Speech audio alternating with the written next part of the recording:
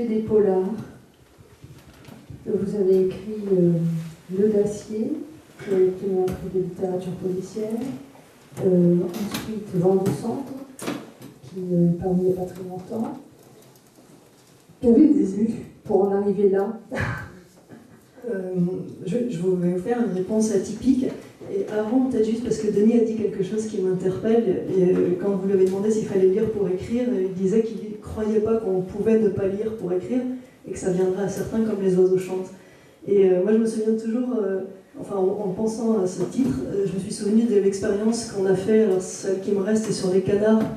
On l'a fait sur d'autres choses que des canards, mais c'est l'exemple qui m'arrange le plus. Des canetons tout juste éclos, et on avait enlevé les parents. Et ces canetons sans parents, donc sans voix, sans cancanement, n'ont jamais réussi à faire coin-coin. Ils sont restés muets. Et je trouve que c'est un peu la même chose. Si on n'avait pas lu des choses, on aurait bien du mal à écrire.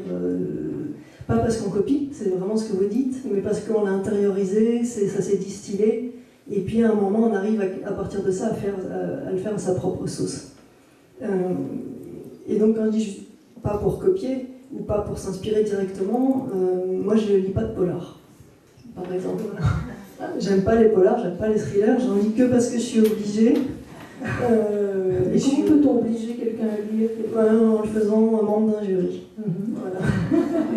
Et j'attends que ce jury se tienne, et après je ne lirai plus de polar pendant au moins 1 an. Parce que ce que j'aime, c'est le roman. La littérature avec un grand L. Et l'anecdote, c'est que j'avais envoyé mon premier roman, Des Nœuds d'Acier, comme un roman, pas comme un thriller, pas comme un polar, non, comme un roman qui était sombre, mais je l'ai envoyé tel quel. Et quand de Noël, pour ne pas le citer, m'a fixé un rendez-vous en disant je vous le prends tout de suite, ça va être génial, je cherche un polar, un thriller français pour relancer la collection à côté d'un étranger, mais j'ai failli pleurer. Mais pas de joie, j'ai compris. En me disant non, c'est pas vrai, j'ai pas fait un polar. Alors, ça donne idée aussi de ce dont on crédite le polar dans la littérature française, c'est pas terrible. Après, maintenant on sait que Pierre Lemaître, qui est un auteur de polar, vient d'avoir le Goncourt. Tous les espoirs sont permis. Donc, voilà, c'est pas toujours de la sous-littérature, et ça c'est sympa. Donc je lis pas de polar, et en fait, je dirais que je suis toujours moi à la recherche de perles. J'ai pas un auteur, si j'ai un auteur que j'adore qui va être Marguerite Duras. Et après, il n'y a pas des auteurs dont je me dis j'adore cet auteur-là, mais j'en ai lu, et de temps en temps, de mémoire, par exemple, je peux citer Agatha Christophe avec Le Grand Cahier, et je me suis dit, ça c'est une révélation en même temps qu'une jalousie intense, parce que j'arriverai jamais à faire aussi bien, mais en même temps, voilà, ça nourrit complètement. Il y a un livre de quelqu'un qui s'appelle Jeanne Benhammer, qui s'appelle Les Demeurés, et je l'ai trouvé formidable, alors que j'ai pas forcément aimé les autres. Voilà, donc je suis à la recherche permanente de petites perles, et le bonheur, c'est quand, en ayant lu un titre et une quatrième, en ayant ouvert le livre dans la librairie, je me dis, celui-là, je l'emporte, et quand c'est fabuleux, voilà, on est transporté, on se dit que ça vaudrait même plus le coup d'écrire, mais finalement, on le fera quand même. Alain Kewens, racontez-nous, écrivain pas tout à fait par hasard quand même. Non, écrivain pas par hasard. Alors, avoir lu, avoir éprouvé une émotion fondamentale, fondatrice, en tout cas, pour avoir eu envie d'écrire un jour. Et si la réponse est oui, pourquoi est-ce qu'on est devenu écrivain? Pourquoi est-ce qu'on a envie de s'exprimer par l'écriture plutôt que par la peinture, plutôt que par le sport, plutôt que par autre chose? C'est parce qu'il y a eu quelque chose qui a déclenché la machine. Alors c'est pas forcément un livre extraordinaire, ça peut être une BD, ça peut être Perlimpinpin, ça peut être quelque chose qui, pour une raison ou une autre dans notre histoire de vie, nous a mis sur cette route-là. Après, effectivement, est-ce qu'on se nourrit de ce qu'on lit pour continuer à écrire? Là, chacun a sa propre démarche. Mais bon, évidemment, faut-il lire pour écrire? Faut-il lire pour vivre? Eh oui. Faut-il lire? Oui. Donc, Après, qu'est-ce qui fait qu'à un moment ou à un autre, on a eu envie d'écrire?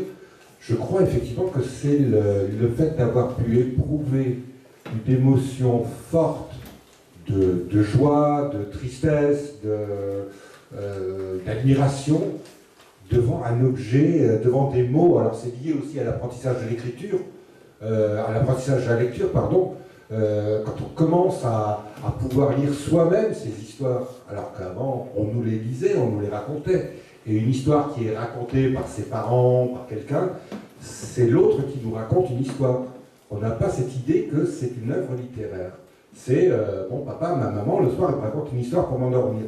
Là, d'un coup, cet objet qu'on a entre les mains nous transporte, nous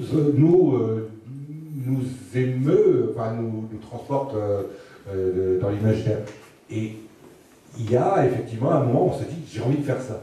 Pas d'imiter ce que je viens de lire, et ça tout le temps d'ailleurs, mais j'ai envie de faire ça, j'ai envie de pouvoir toucher, émouvoir, faire rire, toutes les démarches, mais par l'écriture. Et alors, pourquoi je suis devenu écrivain, je ne sais plus trop, mais c'est parce que j'ai été, un petit peu, j'ai été nourri à la littérature fantastique et particulièrement à la collection Marabout. Et donc j'ai lu des dizaines, des centaines de bouquins, certains très mauvais, d'autres très bons, mais bon, il y avait cette démarche, et c'est vrai que quand je me suis mis à écrire, contrairement à beaucoup d'adolescents voilà, je n'ai pas eu la démarche d'aller vers la poésie. J'ai tout de suite commencé à écrire des nouvelles. Voilà la seule part imitative, si on veut. Après, je n'ai pas écrit de nouvelles fantastiques particulièrement. Moi, j'avais envie de transformer la question. Vous allez me dire ce que vous en pensez, tous les quatre. Au départ, on nous demande faut-il lire pour écrire? Moi, j'ai envie de dire faut-il manger pour écrire? Faut-il souffrir pour écrire? Faut-il rêver pour écrire? Faut-il vivre pour écrire? Ouais, il vaut mieux vivre, oui. C'est sûr que sinon. Faut-il mieux vivre ou écrire? Il est certain qu'il faut vivre pour écrire. Mais non, mais c'est ça, je veux dire.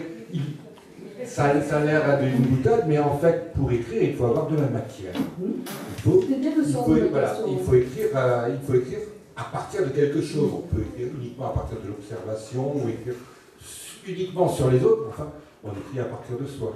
Et de quoi se nourrit-on? On se nourrit de rencontres, on se nourrit aussi de lecture. Parce que pour tout un tas de raisons, notamment les conseils amicaux, ça peut être la presse, ça peut être les libraires, bien sûr, etc., qui, nous connaissant, vont dire oui, ça devrait te plaire. Ok.